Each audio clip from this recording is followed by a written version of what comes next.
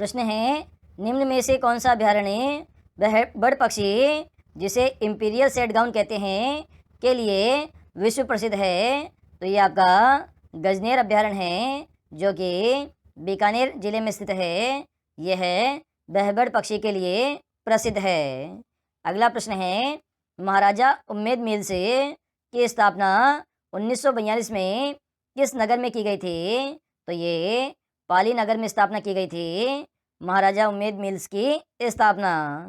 अगला प्रश्न है, सागवान के वन सबसे अधिक किस जिले में पाए जाते हैं?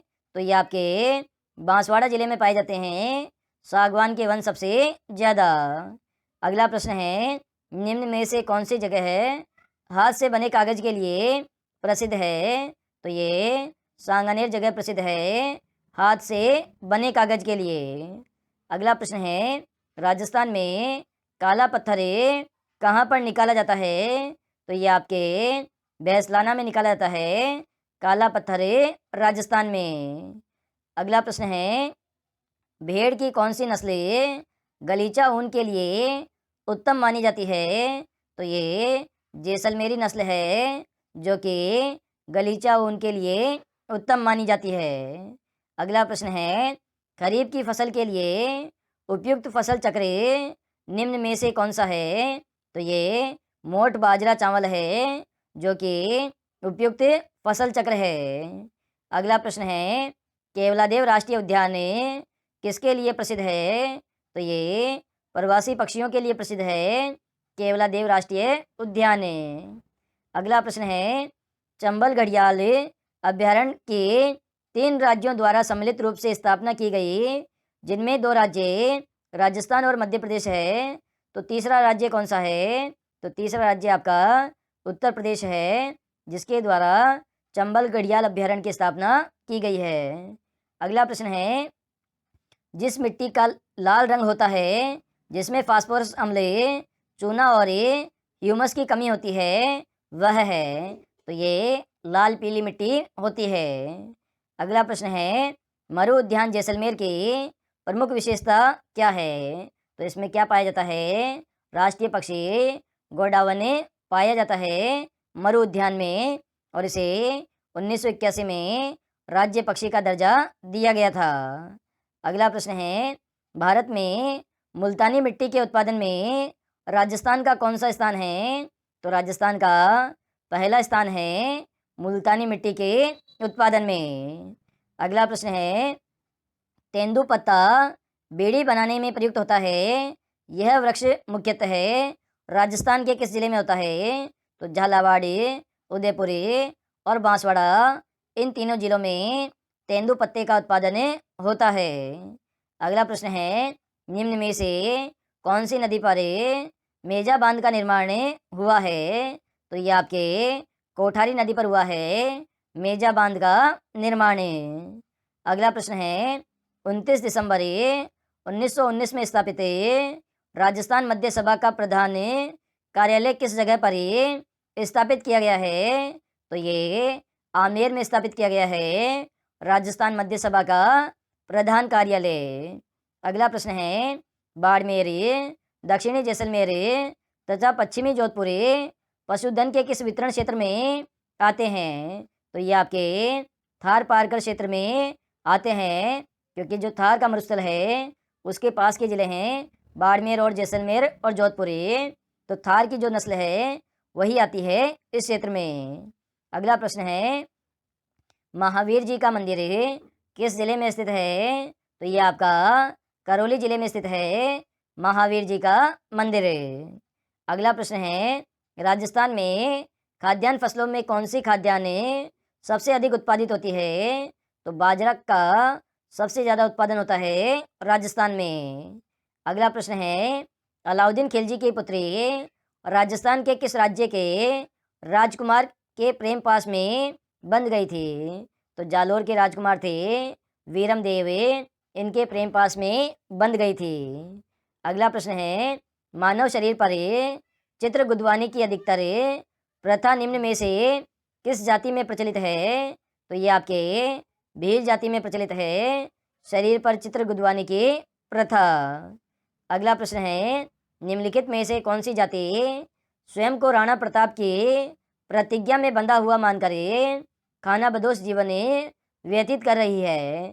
तो ये गौडोलिया लुहार जाति है, यह खानाबदोश जीवन व्यतीत कर रही है। अगला प्रश्न है, 1823 में कैप्टन काब ने किस रियासत का प्रबंध अपने हाथों में ले लिया और महाराणा को 1000 रुपये मासिक नियत किया गया? तो ये जोधपुर के महाराणा को 1000 रुपये मासिक नियत किया गया था। अगला प्रश्न है, राजस्थान में कौन सा वृक्ष है जिसे धर्म ग्रंथों में शमी या स्थानीय भाषा में जांटी कहा जाता है? तो ये खेजड़ी के वृक्ष को कहा जाता है, धर्म ग्रंथों में शमी और स्थानीय भाषा में जांटी। अगला प्रश्न है आपका, झालावाड़ प्रजामंडल की स्थापना मांगीलाल भव्य ने कब की थी? तो सन 1946 में झालावाड़ प्रजामंडल की स्थापना की थी। अगला प्रश्न है, अप्रैल 1942 में गठित कुशलगढ़ प्रजामंडल का अध्यक्ष कौन था? तो ये भंवरलाल निगम था कुशलगढ़ प्रजामंडल का अध्यक्ष। अगला प्रश्न है, कृष्णा दिवस किस रियासत से संबंधित है? तो ये जोधपुर रियासत से संबंधित है, जहाँ पर 1936 ईस्वी में जोधपुर प्रजामंडल के द्वारा कृष्णा दिवस मनाया गया था। अगला प्रश्न है, शिवलाल कोटड़िया का संबंध किस प्रजामंडल से है? तो ये आपके डूंगरपुर प्रजामंडल से संबंधित है, शिवलाल कोटड़िया।